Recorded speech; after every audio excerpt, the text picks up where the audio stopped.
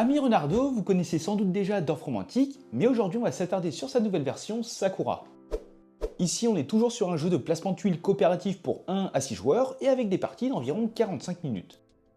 Dans ce nouvel opus, vous allez retrouver les mêmes règles que son prédécesseur. Vous devrez ainsi créer le paysage japonais le plus idyllique possible tout en créant la plus longue route et rivière. Vous aurez cependant une toute nouvelle campagne qui lui est propre avec son lot de surprises.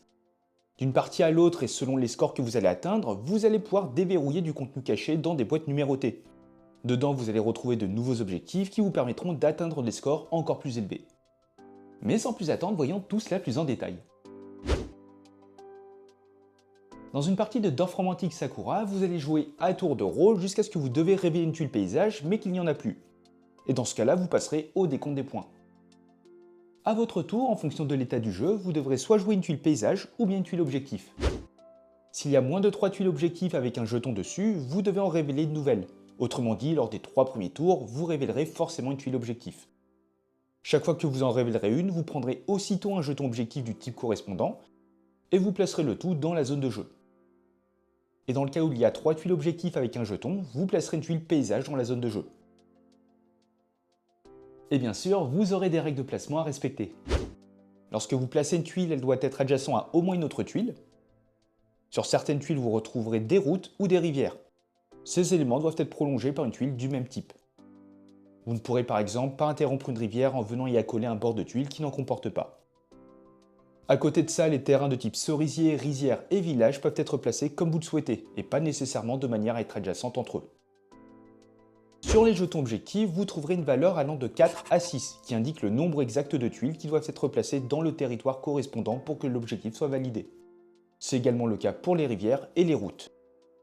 Un territoire est composé de une ou plusieurs tuiles adjacentes du même type, dont les côtés correspondent les uns aux autres. Par exemple ici, je valide bien l'objectif qui me demande d'avoir un territoire de 4 rizières. Lorsque vous validez un objectif, vous mettrez le jeton de côté, et cela vous fera des points en fin de partie. Pour rappel, vous devrez donc lors du prochain tour révéler une nouvelle tuile objectif, étant donné qu'il y en a moins de 3 avec un jeton. A noter que vous ne pourrez pas placer une tuile objectif que vous venez de piocher si au moment où vous la posez, vous composez un territoire de plus de tuiles que son jeton objectif ne le demande. Ou bien que vous fermez un territoire alors que le nombre de tuiles qui le composent est inférieur à ce que son jeton objectif demande. Vous pouvez par contre placer une tuile dans un territoire où il y a déjà un jeton objectif, même si cela fait dépasser le nombre de tuiles demandées par ce jeton. Dans ce cas, cet objectif est annulé et son jeton est défaussé. Vous pourrez également placer une tuile qui vous permet de valider plusieurs objectifs en même temps. Et si vous tombez à court de tuiles objectifs, vous ne pouvez plus poser ce type de tuile. Vous continuerez uniquement avec les tuiles paysages. Vous allez également retrouver la présence de 3 tuiles paysages marquées d'un drapeau. Le drapeau vert pour la rizière, le rose pour les cerisiers et le rouge pour les villages. À la fin de la partie, les territoires avec un drapeau vous rapportent des points uniquement s'ils ont été fermés. Vous marquerez ainsi un point par tuile du territoire. Vous allez ainsi enchaîner les tours jusqu'à ce que vous devez révéler une tuile paysage, mais qu'il n'y en a plus. Et à noter que si vous validez un objectif avec la dernière tuile paysage, vous allez continuer en révélant une nouvelle tuile objectif, et ce jusqu'à ce que vous ne puissiez plus en valider. Vous passerez ensuite au décompte des points. En prenant cet exemple, vous allez comptabiliser les points de vos jetons objectifs. Les points des drapeaux à raison d'un point par tuile du territoire fermé du type correspondant, et un point par tuile qui constitue la route et la rivière la plus longue. Cela va vous donner votre score que vous tenterez d'améliorer au fil des parties. Dans Dorf Romantique Sakura, vous aurez également la présence d'une campagne accompagnée de sa fiche. Sur celle-ci, vous avez à gauche un tableau de score, au centre le parcours de progression et à droite les succès déverrouillés. À la fin d'une partie, vous allez reporter votre score dans le tableau et cela va vous indiquer le nombre de cercles que vous allez pouvoir cocher sur le parcours de progression, en partant du début du chemin en bas à gauche. Bien sûr, vous devrez suivre les pointillés en cochant des cercles adjacents les uns aux autres. Et parfois, le tracé se divisera en plusieurs chemins. À ce moment-là, vous devrez choisir lequel des embranchements pour suivre. Lorsque vous cochez un carré ou un hexagone, vous allez déverrouiller un élément. Les 2 premiers carrés vous permettent d'ouvrir les 2 premières boîtes, tandis que les autres carrés et hexagones vous permettent de déverrouiller de nouveaux succès. Si vous atteignez un cadenas numéroté, vous allez prendre la carte succès indiquée dans la boîte correspondante et vous résoudrez son texte. Et si vous atteignez une silhouette d'élément en bois, vous la prendrez depuis la boîte numéro 4. Et vous savez à présent tout sur cette version Sakura. Plus qu'à vous lancer dans l'aventure en tentant à chaque fois de battre vos records. Et les amis, on va se retrouver pour un exemple de début de partie. Alors bien évidemment, je n'ai ouvert aucune des 6 boîtes pour éviter le spoil, et ça vous permettra du coup de voir les règles de base. Et sans plus attendre, on va démarrer ce début de partie. Du coup, première chose à faire, savoir quel type de tuile révéler. Alors ici on a moins de 3 tuiles objectifs avec un jeton dessus, on va donc révéler une tuile de ce type. Ici on a un cerisier, on va donc récupérer un jeton objectif cerisier, qu'on va placer comme ceci. Première tuile objectif, il nous en faut une deuxième. Alors ici on a un village, et je vais positionner ça comme ceci. On va essayer de faire une petite route au nord. Et enfin notre dernière tuile, objectif avec une rizière. Hop là, avec un 5. Et je propose de mettre ça comme ça. On va étendre le village de ce côté-là, la rizière au sud, et l'espace cerisier et la route au nord. Ici, désormais, on va pouvoir révéler notre première tuile, paysage. Alors génial, on a à la fois un village et de la rizière. Je pense que je vais poser ça comme ça.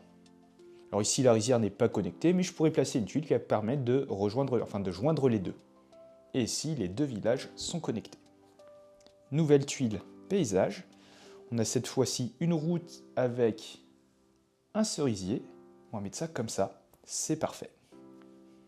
On continue. Petite rivière avec des cerisiers. Alors si je mets la tuile comme ça, je risque de me retrouver bloqué ici. Alors je vais éviter ce cas de figure. Et je vais par exemple démarrer un nouveau village à ce niveau-là, entamer une rivière de ce côté-ci et poursuivre mes cerisiers. Alors, qu'avons-nous là? Alors clairement, je vais mettre cette tuile de ce côté-ci, plus qu'une dernière, et je vais pouvoir valider cet objectif d'avoir 5 tuiles cerisiers. Oula. Ici, je vais préférer prolonger ma rivière. Ah, la tuile qu'il nous fallait. Je vais pouvoir la positionner à ce niveau-là. Et j'ai bien 1, 2, 3, 4, 5 tuiles cerisiers. Je valide donc cet objectif. Étant donné que j'ai désormais que 2 tuiles objectifs avec un jeton dessus, je vais révéler une nouvelle tuile de ce type. Objectif rizière de 4. C'est parfait. En positionnant ma tuile comme ceci, je valide directement mon objectif. 1, 2, 3, 4. Je révèle une nouvelle tuile objectif. Oula! Une rivière de 4. Sans trop de surprise, je vais placer cette tuile comme ceci. J'ai désormais 3 tuiles pour ma rivière et je vais mettre les petits villages au nord. Je révèle une nouvelle tuile paysage. Eh bien c'est parfait, on va continuer notre petit chemin. Et on a désormais 1, 2, 3, 4 tuiles. On valide du coup cet objectif. Encore de la rivière. C'est parfait. Je vais mettre ça comme ceci. Et je valide du coup directement cet objectif. Ah, de la route pour changer. Alors, comment je vais placer ça? Il me faut que 4 de route. Est-ce que je vais placer ça comme ça? Du coup, il me faudrait une route ici. Ou plutôt comme ça. Je vais le tenter comme ça. Et je valide directement ça. On continue. Oh décidément. Aïe. Aïe aïe aïe. Je peux pas mettre ma tuile ici ou ici parce que j'ai trop de tuiles pour ce jeton. C'est pas grave. Je vais placer ça comme ça. Tuile paysage. C'est parfait ça. C'est parfait.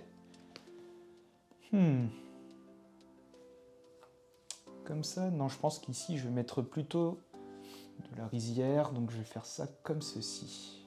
On est pas mal. Bon, et accessoirement, j'aimerais bien continuer cet objectif de village et terminer les rizières. Oh, un drapeau rouge. Drapeau rouge que je vais mettre à ce niveau-là, en espérant de pouvoir fermer ce territoire pour marquer des points, à raison d'1 point par tuile qui compose ce territoire en fin de partie. Ah, une route et un village.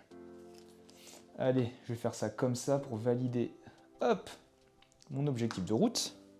On est pas mal. Encore? Ah, du 6. 6. 1, 2, 3, 4. 1, 2, 3, 4. Oupsies. On va faire ça comme ça.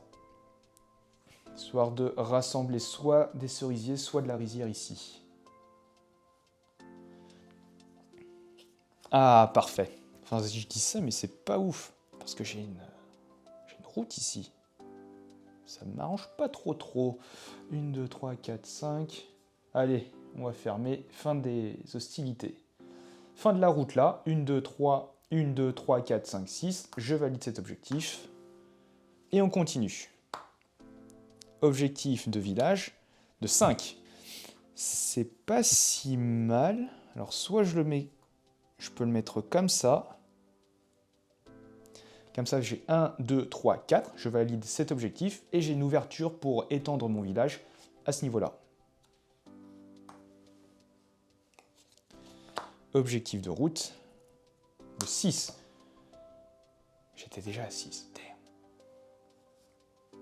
Et en plus, je ne peux même pas poser ma tuile comme ceci, étant donné que on a une rivière.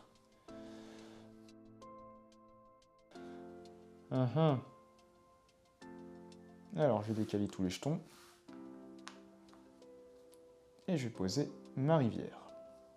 Mais je pense à présent que vous avez compris le jeu. Et du coup, si l'on passe directement au décompte des points avec cet exemple-là, on va déjà compter les points de nos jetons objectifs. Alors ici, on a 14, 19, 23, 32 et 36 points juste avec nos jetons objectifs. On va compter les points de nos drapeaux. Alors ici, le territoire, il est encore ouvert. Mais prenons par exemple, admettons que le territoire était fermé comme ceci. Je marquerai 1, 2, 3, 4, 5 points. Donc ajoute à mes 36 ce qui fait 41. Et on va compter un point par tuile qui compose la plus longue rivière et la plus longue route.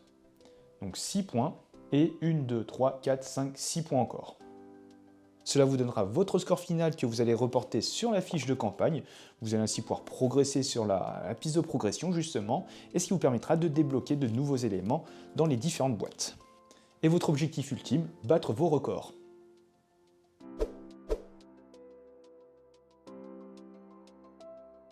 Et voilà les amis, désormais vous savez comment construire le paysage le plus paisible possible. N'hésitez pas à me dire ce que vous en pensez dans les commentaires. Et sur ce, portez-vous bien et on se dit à la prochaine. Ciao!